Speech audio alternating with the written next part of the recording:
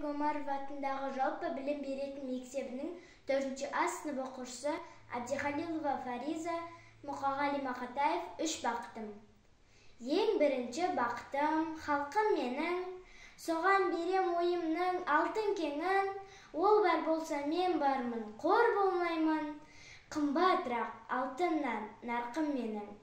Ал екінші бақытым тілім менің, тас жүректі тілімнен тілім дедім, кей-кейде дүниеден түңілсем де, қасиетті тілімнен түңілмедім.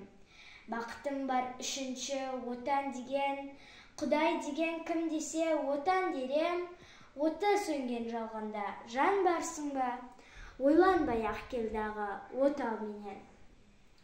Түтін, түтет, өс, өрбі көгере бер, немерелер көбейсін шөберелер, жадыңда ұста, жақсылық күтпегейсің, от емес, оқ сұрасаң менен егер.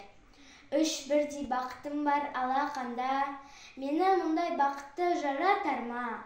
3 күн нұрын төгеді аспанымнан, Атырау, Алтай, Арқа, Алатауға.